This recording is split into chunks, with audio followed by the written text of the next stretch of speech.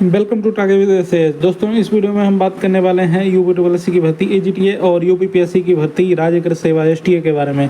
तो इस भर्ती से संबंधित आप लोगों के जो भी डाउट हैं, इस वीडियो में सारे डाउट के आंसर दिए जाएंगे। वीडियो को आप लोगों को पूरा देखना पड़ेगा, तो आप लोगों के सारे डाउट क्लियर हो जाएंगे। ठीक है, इसके बाद कोई भी ऐसा मैं वीडियो नहीं बनाऊंगा डाउट को लेके, तो इसीलिए आप लोगों को ये वीडियो पूरा देखना पड़ेगा, जिससे कि आप लोगों का सारे डाउट क्लियर हो जाएं एक ही वीडियो में। ठीक है, तो बहुत सारे डाउट यहाँ पे लिख दिए हैं। इन सभी की जानकारी आप लोगों को ऑफिशियल नोटिफिकेशन के साथ यहाँ पे दी जाएगी। इसके अलावा मैंने एक यूट्यूब के कम्युनिटी टैब में एक पोस्ट डाली थी और आप लोगों के डाउट पूछे थे इन दोनों भर्तियों को लेके।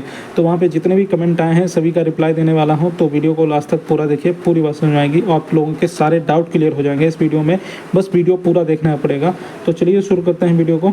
तो सबसे पहला आपका डाउट है कि राज्य कृषि भर्ती में कौन कौन फॉर्म डाल सकता है। तो इसमें पीटी की कोई भी ज़रूरत नहीं है। कई छात्र कमेंट करके पूछ रहे थे इसमें पेट चाहिए या नहीं चाहिए। तो आपका जो विज्ञापन यूपीपीएससी की तरफ से आया है, जो राज्य कृषि सेवा एसटीए का, तो इसमें पीटी नहीं चाहिए होगा, लेकिन इसमें ओटीआर करवाना होगा आप लोगों को। ओटीआर ये फ्री होता है, कोई भी करवा सकता है। ठीक है, ओटीआर करवा के आप लोग इसमें अप्लाई कर सकते हैं। जिस भर्ती के लिए आप लोग एलिजिबल हैं उस भर्ती में अप्लाई कर सकते हैं। ठीक है, इसके अलावा यहाँ पे लिखा हुआ है कि बीएससी एजी वालों के लिए कौन सी पोस्ट है, इसको अभी आप लोगों को ऑफिशियल नोटिफिकेशन में बताऊंगा मैं। और एमएससी वालों, बीटेक वाले इसमें डाल सकते हैं या नहीं, कौन सी पोस्ट में डाल सकते हैं, और इंटरव्यू वाली कौन सी हैं, बिना इंटरव्यू की कौन सी हैं पोस्ट, और एक से अधिक भर्ती पे फॉर्म डाल सकते हैं। तो हाँ बिल्कुल, फॉर्म भरते टाइम आपको ऑप्शन मिलेगा सिलेक्ट करने के लिए, तो आप लोग एक से अधिक भर्ती पे अप्लाई कर सकेंगे। ठीक है, इसके अलावा एजीटीए एसटीए पोस्ट से संबंधित सारे सवालों के जवाब आप लोगों को दिए जाएंगे। तो हम चलते हैं इसके ऑफिशियल नोटिफिकेशन पे। तो इसके ऑफिशियल नोटिफिकेशन से पूरी जानकारी मैं आप लोगों को दे चुका हूँ। मेरा पिछला वीडियो आप लोग जाके देख सकते हैं। इसके अलावा जो मेन चीज़ें हैं आप लोगों को बता देता हूँ यहाँ पे। और तो देखिए, पहले आप लोगों को बता दें, इसमें पेट की कोई ज़रूरत नहीं है, लेकिन ओटीआर रजिस्टर करना पड़ेगा आप लोगों को इस वेबसाइट पे जाके। ये सब कैसे क्या करना है यहाँ पे लिखा हुआ है इसके नोटिफिकेशन में, इसको पढ़ के आप लोग कर सकते हैं। अब यहाँ पे बात करते हैं कि इसकी जो वैकेंसी आई हुई है, सबसे पहले बता देते हैं बीएससी एजी के लिए कौन कौन सी पोस्ट एलिजिबल हैं। तो देखिए, बीएससी एजी के लिए आपकी ये डीएचओ की जो पोस्ट आई है, जिला उद्यान अधिकारी, इसमें टोटल 3 पोस्ट हैं, इसमें आप लोग अप्लाई कर सकते हैं। इसके अलावा एक ये पोस्ट है जो है आपकी 34 पदों पे, ये विकास शाखा की। तो इसमें बीएससी वाले अप्लाई कर सकते हैं जो भी एग्रीकल्चर से ग्रेजुएट हैं, बीएससी एजी या फिर उसके समकक्ष। तो उसके समकक्ष, बीएससी एजी के समकक्ष कौन कौन सी डिग्री हैं ये भी अभी आप लोगों को बताने वाला हूँ। तो इसमें देखिए, मैंने 2 डिग्री बताई हैं बीएससी वालों के लिए। बीएससी वालों के लिए 2 पोस्ट बताई है। देखिए, पहले जिला उद्यान अधिकारी मतलब डीएचओ, इसमें देखिए बीएससी एजी और उसके समकक्ष मांगा गया है, बीएससी एजी और हॉर्टिकल्चर और उसके समकक्ष जो है अभी आगे इसमें लिखा हुआ है, वो भी दिखा देंगे। बीएससी एजी के समकक्ष कौन कौन सी डिग्री होती है। इसके अलावा जो मैंने विकास शाखा का बताया है, और इसमें ये देखिए जो 34 पोस्ट मैंने बताई हैं ये विकास शाखा की, तो इसमें भी आप लोगों को बीएससी एजी मांगा गया है। बीएससी एजी देखिए यहाँ पे लिखा हुआ, भारत में वित्त द्वारा स्थापित किसी विश्वविद्यालय से कृषि में स्नातक उपाधि या सरकार द्वारा उसके समकक्ष मान्यता प्राप्त तो कोई अर्हता। तो जो बीएससी वाले हैं वो इसमें डाल सकते हैं, विकास शाखा वाले में। इसमें आपकी 34 पोस्ट हैं। ठीक है, तो यहाँ पे विकास शाखा की 2 वैकेंसी हैं, आप लोग कंफ्यूज मत होना। ये समूह खा श्रेणी 2 की पोस्ट है, और एक दूसरी पोस्ट है विकास शाखा की जिसमें आप लोगों को एमएससी मांगा गया है, वो पोस्ट ग्रुप ए की है। जबकि ये पोस्ट है, ये समूह खा श्रेणी 2 की पोस्ट है। नीचे आप लोगों को दिखा देते हैं। देखिए, ये जो विकास शाखा की पोस्ट है इसमें एमएससी मांगा गया है, सिर्फ एमएससी। जो आप किसी भी सब्जेक्ट से हों, एग्रीकल्चर से रिलेटेड कोई भी सब्जेक्ट आप लोगों ने एमएससी कर रखी है, तो विकास शाखा में आप लोग इसमें अप्लाई कर सकते हैं, क्योंकि इसमें एमएससी मांगा गया है। ठीक है, और कृषि में स्नातक के बाद एमएससी एग्रीकल्चर से किसी भी सब्जेक्ट से किया हो तो आप लोग इस विकास शाखा में अप्लाई कर सकते हैं। और इसमें आपकी जो वैकेंसी हैं वो हैं 21 वैकेंसी। ठीक है, तो ये जो 21 वैकेंसी है ग्रुप ए की, ये सिर्फ एमएससी वालों के लिए है। और बाकी जो बीएससी की जो पोस्ट है, बीएससी एजी की, वो मैंने आप लोगों को बता दी। ये विकास शाखा की ये 34 पोस्ट प्लस 3 पोस्ट, ठीक है। ये एक कन्फ्यूजन दूर हुआ। इसके अलावा बहुत से छात्र पूछते हैं कि इंटरव्यू वाली कौन सी हैं और बिना इंटरव्यू की कौन सी हैं। तो देखिए यहाँ पे साफ साफ लिखा हुआ है, जो आपका लिखित परीक्षा और साक्षात्कार के माध्यम से चयन पद होने वाले हैं। तो इसमें ये भर्तियों के नाम यहाँ पे लिखे हुए हैं, इन सभी भर्तियों के नाम देखिए। जो आपकी BSc की पोस्ट है उसमें इंटरव्यू लिया जाएगा, ठीक है। और जो MSc जिसमें मांगा गया है उसमें इंटरव्यू नहीं लिया जाएगा, ठीक है। इसमें इंटरव्यू नहीं लिया जाएगा। और इसमें देखिए साफ साफ ऊपर लिखा हुआ है, केवल लिखित परीक्षा के माध्यम से चयन किया जाएगा। बहुत से छात्र पूछते हैं कि मैं अपीयरिंग कर रहा हूं तो मैं क्या अप्लाई कर सकता हूं या नहीं। तो देखिए यहाँ पे साफ साफ लिखा हुआ है, आवेदन सबमिट किए जाने की अंतिम तिथि तक समस्त अर्हताएं पूर्ण होना आवश्यक है। तो इसकी जो लास्ट डेट है वो है 10 मई, ठीक है। 10 मई तक अगर आप लोगों को डिग्री कंप्लीट हो जाती है तो आप लोग इसमें अप्लाई कर पाएंगे, नहीं तो अप्लाई नहीं कर पाएंगे। अच्छा, अब बात कर लेते हैं कि BSc के समकक्ष कौन कौन सी हैं। तो देखिए यहाँ पे समकक्ष अर्हता जो आपका अभी 2023 में परिवर्तन किया गया है, कौन कौन सी डिग्रियाँ समकक्ष मानी गई हैं। तो यहाँ पे देखिए ये जो BSc इसके समकक्ष, ये देखिए BSc कृषि उपाधि के समकक्ष निम्नलिखित उपलब्धियों को माना गया है। तो देखिए यहाँ पे कौन कौन सी डिग्रियों के नाम लिखे हुए हैं। BSc ऑनर्स, ठीक है। और BSc उद्यान मतलब हॉर्टिकल्चर, BSc ऑनर्स उद्यान और BSc forestry, BSc honours forestry, BTech कृषि अभियांत्रिकी मतलब बीटेक वाले भी अप्लाई कर सकते हैं। जो BSc जहाँ पे मांगा गया है, BSc जहाँ पे भी मांगा गया है इस भर्ती में, वहाँ पे बीटेक वाले भी अप्लाई कर सकते हैं, साफ साफ समकक्ष अर्हता में लिखा हुआ है। इसके अलावा यहाँ पे देखिए होम साइंस वाली छात्राएं जो हैं वो भी अप्लाई कर सकती हैं, ठीक है। BSc वाली पोस्ट में BSc की कौन कौन सी पोस्ट है ये मैं अभी आप लोगों को बता चुका हूँ। एक तो DHO की है, एक और दूसरी ये आपकी, ये देखिए इसमें BSc मांगा गया है। तो इस पोस्ट में भी आप लोग अप्लाई कर सकते हैं। समूह खा श्रेणी 2 जिसमें आपकी 34 पोस्ट हैं, 34 पोस्ट इसमें हैं, ठीक है। और 3 पोस्ट DHO की हैं। टोटल 37 वैकेंसी हैं आप लोगों के लिए। तो देखिए यहाँ पे जितने भी डाउट लिखे हुए हैं सब मैंने आप लोगों को यहाँ पे बता दिया है। और क्या एक से अधिक भर्ती पे फॉर्म डाल सकते हैं। तो देखिए फॉर्म एक ही पड़ेगा आप लोगों का, और वहाँ पे आप लोग अपनी एलिजिबिलिटी के हिसाब से जो पोस्ट है आपकी वो सिलेक्ट कर लेंगे और उस पोस्ट के लिए आप लोग अप्लाई कर देंगे, ठीक है। एक ही फॉर्म में बस आप लोगों को पोस्ट सेलेक्ट करनी होगी और फॉर्म एक ही पड़ेगा आप लोगों का। अब बात कर लेते हैं, ये जो पोस्ट मैंने कम्युनिटी टैब में डाली थी अपने यूट्यूब सेक्शन में, तो वहाँ पे बहुत लोगों के डाउट आए हैं इन भर्तियों को रिलेटेड, तो उनको देख लेते हैं। तो ये मैंने यूट्यूब पे खोल लिया है इस पोस्ट को, और अब इसमें देख लेते हैं कमेंट। तो सबसे पहले AGTA कोर्ट केस बारे में जानकारी चाहिए। तो देखिए AGTA का कोर्ट केस जो है वो आप लोगों को मैंने जो भी अपडेट थी, ऑफिशियल अपडेट थी, वो मैंने बता दिया था। उसके अलावा कुछ लोग बोल रहे थे कि अभी फिर से केस ये डबल बेंच में जो है वो वहाँ से डिस्पोज्ड हुआ है, लेकिन अब सिंगल बेंच में भेजा जाएगा। तो अभी इससे रिलेटेड मेरे पास कोई जानकारी नहीं आई है फ़िलहाल, अगर आती है तो आप लोगों को बता दिया जाएगा, ठीक है। तो जो भी मैं अपने वीडियो में जानकारी दे चुका हूँ वो जानकारी बिल्कुल ऑफिशियल थी, और जो ऑफिशियल वेबसाइट पे अपडेट हुई थी वही ऑफिशियल बिल्कुल जानकारी मैंने दी थी आप लोगों को, ठीक है। इसके आगे AGTA कोर्ट केस से रिलेटेड जो भी जानकारी होगी वो बाद में जो भी अपडेट आएगी बता दिया जाएगा। BSc वाले UPPSC में किस पोस्ट में फॉर्म अप्लाई कर सकते हैं। तो भाई ये मैं आपको लोगों को ये वीडियो में बता चुका हूँ, ठीक है। और ये ग्रेड पे की बात, तो जो ग्रेड पे ज़्यादा है वो ग्रेड पे आप लोगों की ज़्यादा अच्छी पोस्ट के लिए मानी जाएगी, तो उसमें आप लोग क्वालिफाई करने की कोशिश करें। अब AGTA में ज्वाइनिंग कब तक हो सकती है। तो पहले एग्ज़ाम होने दीजिए, अब एग्ज़ाम के बाद आप लोगों को बताया जाएगा जो भी प्रोसेस चलेगी। फ़िलहाल कम से कम 1.5 से 2 साल मान के चलिए, तब AGTA में आपकी ज्वाइनिंग हो पाएगी, क्योंकि UPSC का काम बहुत ज़्यादा स्लो रहता है, ठीक है।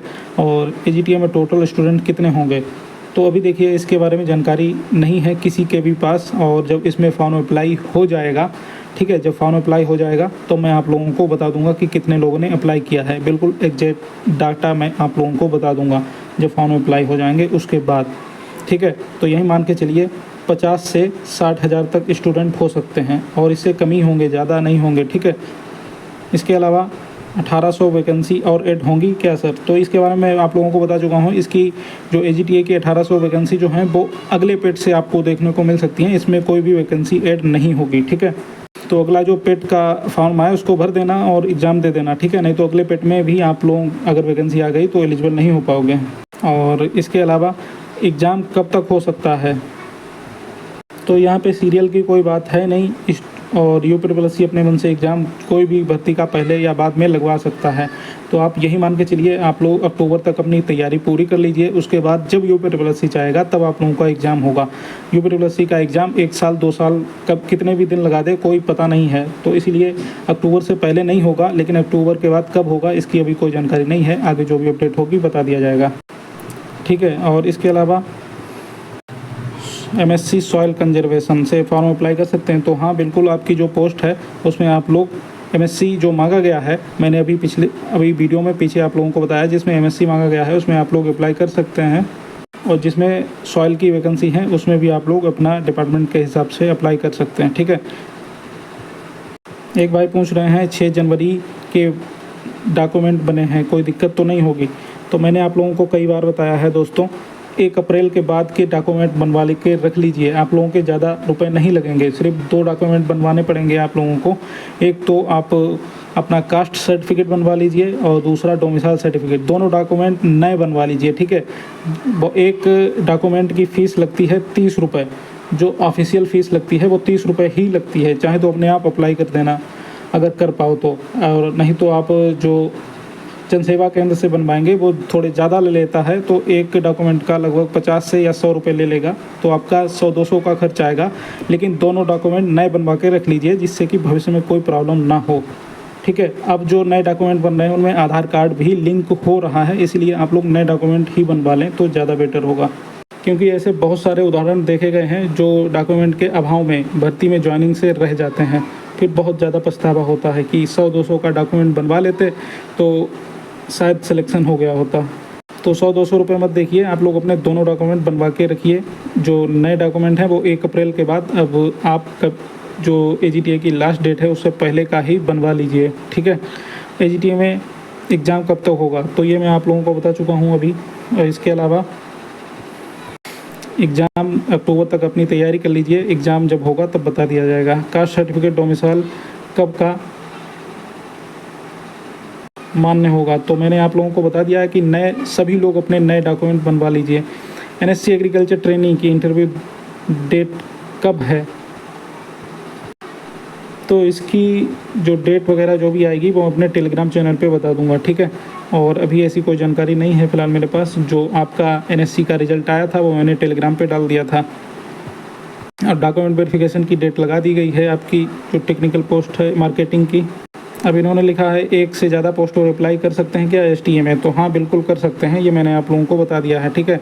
ये फॉर्म भरते टाइम आप लोगों को ऑप्शन मिलेगा, वहाँ पे पोस्ट सेलेक्ट कर लेना जिस पोस्ट के लिए भी आप लोग एलिजिबल हों। तो इनका फाइनल ईयर है वो अपेयरिंग में भर सकते हैं क्या, तो देखिए नोटिफिकेशन में साफ साफ लिखा है जो लास्ट डेट है फॉर्म अप्लाई करने की तब तक आप लोगों का डिग्री जो है कंप्लीट हो गई होनी चाहिए। लेकिन अगर तब तक कंप्लीट नहीं हो पाती है तो आप लोग अप्लाई नहीं कर पाएंगे। ऑफिशियल नोटिफिकेशन में लिखा है, मैंने अभी दिखाया आप लोगों को। डोमिसाइल भी बनवा लीजिए जनरल कैटेगरी वाले, जितनी भी आप लोग कोई भी कैटेगरी के हैं, डोमिसाइल और कास्ट ये दोनों सर्टिफिकेट बनवा के रखिए, ठीक है।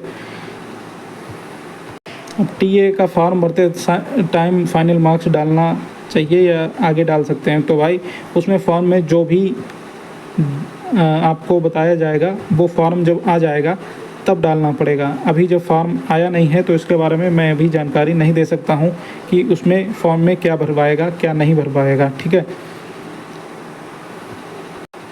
ये सवाल बहुत से छात्र पूछते हैं कि पेट जनरल में दिया था EWS भर सकते हैं या नहीं, तो हाँ बिल्कुल भर सकते हैं आप लोग। आप जो AGTA या STA का फॉर्म भरेंगे तो उसमें आप लोग अपनी कैटेगरी में ही अप्लाई कर देना, ठीक है। और डॉक्यूमेंट बनवा के रख लीजिए, वो DB के समय काम आएगा। अब यहाँ पे लिखा हुआ है एग्ज़ाम लेवल कैसा रहने की प्रोबेबिलिटी है, तो एग्ज़ाम जो है आप हार्ड मान के ही तैयारी करिए। अगर आसान आ गया तो वो तो आपके लिए बहुत ज़्यादा आसान हो जाएगा, अगर हार्ड आ गया तो वो आपके लिए सिंपल ही रहेगा, ठीक है, इजी रहेगा। और इसीलिए आप लोग अभी से हार्ड मान के ही तैयारी कीजिए। और बाकी जो ग्रेजुएट लेवल का एग्ज़ाम है वो आसान तो आता नहीं है, तो आप लोग हार्ड मान के ही तैयारी करें। एग्ज़ाम इसका मॉडरेट टू हार्ड ही आपको देखने को मिलेगा। यहाँ पे और भी सारी कमेंट हैं लेकिन एक ही चीज़ बार बार पूछी गई है, ठीक है, तो मैं उसको स्किप कर रहा हूँ। एक कमेंट ये पूछी गई है कि TPT कौन से स्टूडेंट को भरना है, तो देखिए TPT सिर्फ उन स्टूडेंट को भरना है जो 13 की भर्ती से संबंधित हैं। जिन्होंने इस भर्ती पे केस किया था, छूट मांगी गई, जिनको छूट दी गई है सुप्रीम कोर्ट की तरफ से, सिर्फ उन लोगों को टीपीटी या टीपीईटी भरना है, ठीक है, बाकी लोगों को नहीं भरना है। तो मेंस का एग्ज़ाम एक ही स्ट्रीम में होगा या अलग अलग होगा? तो भाई ये अलग अलग हो जाता है और एक ही इंसान हर कैटेगरी में क्वालिफाई नहीं कर सकता, क्योंकि इसमें अलग अलग जो आपका अगर एलिजिबिलिटी है तो आपका अगर एलिजिबिलिटी अलग अलग है तो एक ही दिन हो जाएगा, और अगर आपकी एलिजिबिलिटी सेम है और आपने अलग अलग पोस्ट पे अप्लाई कर रखा है तो आपका एग्ज़ाम अलग अलग हो जाएगा। ठीक है, तो ये आपका ओवरलैपिंग नहीं करेगा, यूपीपीएससी अपने हिसाब से एग्ज़ाम करवा लेगा। अब एक ये क्वेश्चन पूछा गया है, यूपीपीएससी एसटीए का कट ऑफ प्री का कितना गया था? तो इसमें देखिए, इसमें ऐसा था कि ओबीसी एससी एसटी वालों के लिए निर्धारित किया जाता है कि 45% या फिर 40% इतने मार्क्स आपको मिनिमम लाने हैं, तभी आप लोग क्वालिफाई कर पाएंगे। और वहाँ पर 562 वैकेंसी थी पिछले साल, 562 वैकेंसी थी, तो वहाँ पे इतने लड़कों ने प्री क्वालिफाई नहीं कर पाया था।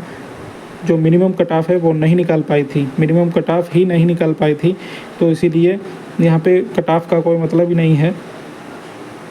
पिछली बार जो है कट ऑफ बहुत ही कम गई थी, जितनी पोस्ट पे जितने लड़के चाहिए थे 15 गुना, वो 15 गुना लड़के मिल ही नहीं पाए थे। तो इसलिए आप लोग इस बार अच्छे से पढ़ के एग्ज़ाम दीजिए, जिससे कि आप लोग मिनिमम कट ऑफ निकाल सकें, ठीक है। तो आप लोगों का इसमें आराम से हो सकता है। एक पोस्ट है बीएससी एजी वालों के लिए, पोस्ट नहीं है क्या यूपीपीएससी एग्रीकल्चर सर्विस में? तो ये अभी पूरी जानकारी दे चुका हूँ आप लोगों को वीडियो में। एक भाई ने कमेंट करके पूछा है कि ईडब्ल्यूएस से अप्लाई करने के बाद सिलेक्शन जनरल में होता है तो ईडब्ल्यूएस सर्टिफिकेट दिखाना पड़ेगा क्या? तो देखिए, अगर जनरल कैटेगरी में होता तो ईडब्ल्यूएस दिखाने का कोई मतलब नहीं है, अगर जनरल में सीट मिल जाती है। लेकिन फिर भी आप लोग बनवा के रख लीजिए अपना ईडब्ल्यूएस सर्टिफिकेट। अगर ईडब्ल्यूएस कैटेगरी में सिलेक्शन होता है तो ईडब्ल्यूएस का सर्टिफिकेट दिखाना ही पड़ेगा, ठीक है। अब ईडब्ल्यूएस की पूरी जानकारी दीजिए, कौन कौन बनवा सकता है? तो ईडब्ल्यूएस की कैटेगरी जो जनरल श्रेणी के छात्र हैं, जो इकोनॉमिक वीक होते हैं, और जो एजीटीए का नोटिफिकेशन है उसमें डिटेल में दिया गया है, तो आप लोग बनवा सकते हैं, ठीक है। जो भी जनरल कैटेगरी के हैं, जैसे कि आपके जो जाति के कुछ जातियों के नाम मैं लेना चाहूँगा, जैसे हिंदू लोगों में पंडित शर्मा, तिवारी और ठाकुर, ये राजपूत, जो भी ये लगाते हैं जो जनरल कैटेगरी में आते हैं। और मुस्लिम लोगों में जो खान लोग होते हैं, या कहने का मतलब जो भी जनरल कैटेगरी के स्टूडेंट होते हैं, वो ईडब्ल्यूएस सर्टिफिकेट बनवा सकते हैं, ठीक है। अब ये कमेंट लिखी हुई है, जात प्रमाण पत्र कब का लगेगा? तो ये भी बहुत बार मैं बता चुका हूँ, 1 अप्रैल के बाद का ही लगेगा। 1 अप्रैल निकल चुकी है, तो अब आप लोग अपना जात प्रमाण पत्र बनवा लीजिए, डोमिसाइल भी बनवा लीजिए, ठीक है। ये भी जानकारी मैं दे चुका हूँ, इंटरव्यू किसमें नहीं रहेगा। और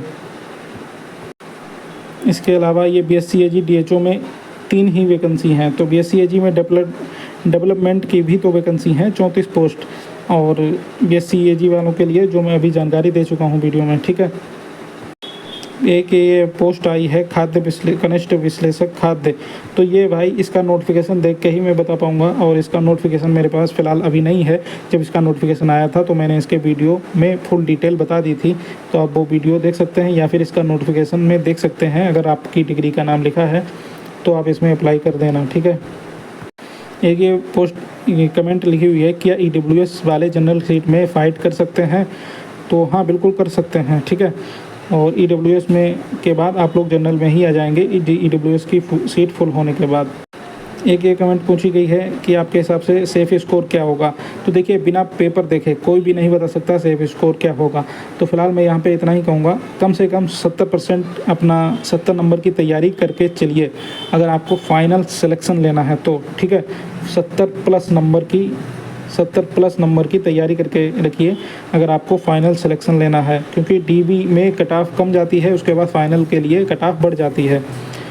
तो फाइनल सिलेक्शन ही आप लोगों को चाहिए, तो आप लोग 70 प्लस नंबर की तैयारी करते रहें। बाकी जब इसका पेपर हो जाएगा, पेपर देख के इसकी कट ऑफ क्या रह सकती है उसके बारे में आप लोगों को बता दिया जाएगा। एक ये सवाल पूछा गया है कि एसटीए में सबका कट ऑफ एक रहेगा या अलग अलग रहेगा? तो देखिए भाई, अलग अलग पोस्ट के लिए अलग अलग कट ऑफ बनेगा, ठीक है, क्योंकि अलग अलग कैटेगरी में अलग अलग लड़कों को पास किया जाएगा, जो अलग अलग पोस्ट हैं उसके हिसाब से। तो अलग अलग ही कट ऑफ सबकी बनेगी। हिंदी में सिलेक्शन हो सकता है क्या एसटीए देने पे? तो हाँ, बिल्कुल हिंदी में सिलेक्शन आपका ज़रूर होगा अगर आप अच्छे से लिखेंगे। वैसे हिंदी भाषा के लोगों को सिलेक्शन बहुत कम ही होता है इंग्लिश के मुकाबले, ऐसा बहुत से लोग बोलते रहते हैं। तो हिंदी में अगर आप अच्छे से लिखेंगे तो आपका सिलेक्शन ज़रूर होगा। एक यहाँ पे लिखा हुआ है कि एसटीए और एजीटीए में पहले किसका एग्ज़ाम होगा? तो देखिए, पहले एसटीए का एग्ज़ाम आप लोगों का टाइम से हो जाएगा।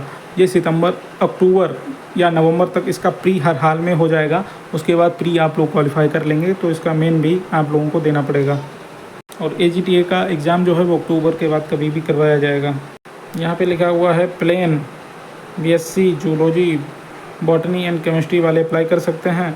तो भाई, जो डिग्रियों के नाम लिखे हुए हैं नोटिफिकेशन में, मैंने अभी सब आप लोगों को बताया है, ठीक है।